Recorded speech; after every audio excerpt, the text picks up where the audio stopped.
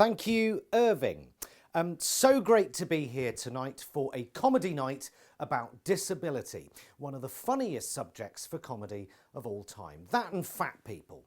Those are the top two best things to joke about. I'm not a comedian, I'm a news reporter, so this is the serious bit, so please feel free to go for a piss during this section. So, let's talk disabled.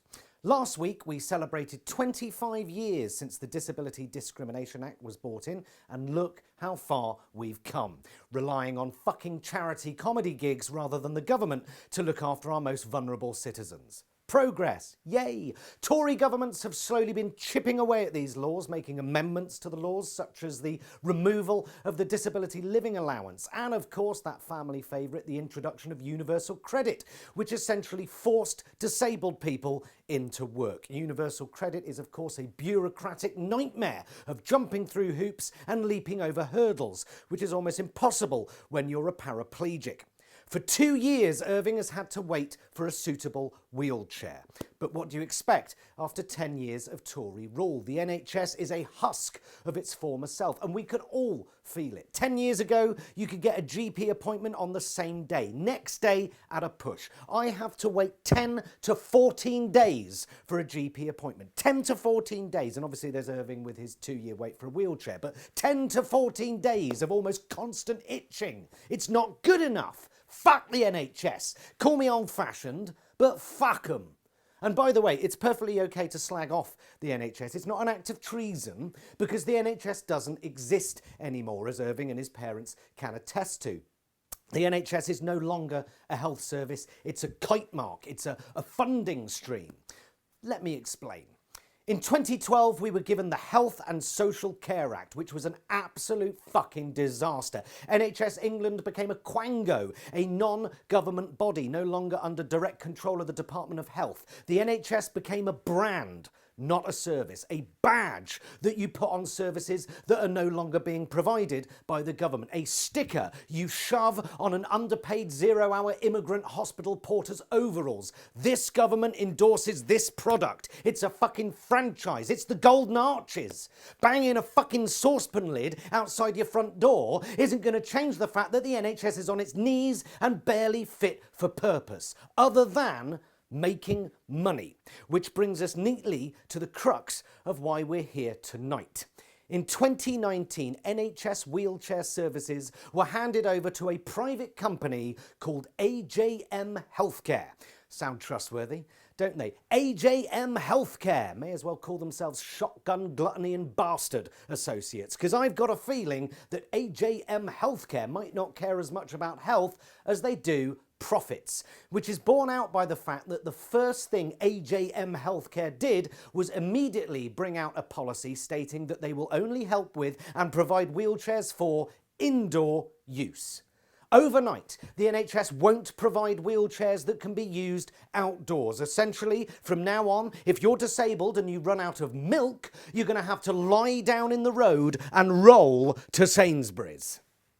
Imagine coming up with that policy. Disabled people will be confined to their homes and then we'll just round them up and shoot them.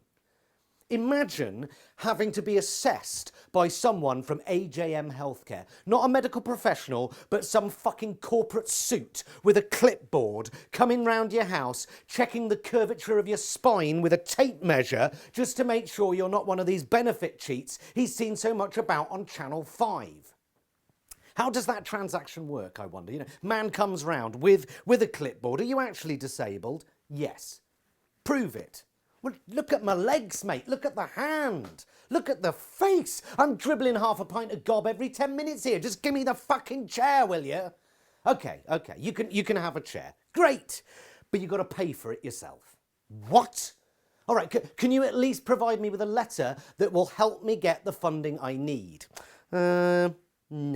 Please. Fine, all right, here's a voucher worth £2,020. Now fuck off. Oh, thank you very much. How much does the wheelchair actually cost? £25,000. 25 grand. You could buy 2 second-hand Mini Coopers for that. Actually, Irving, why don't you just get a Mini Cooper?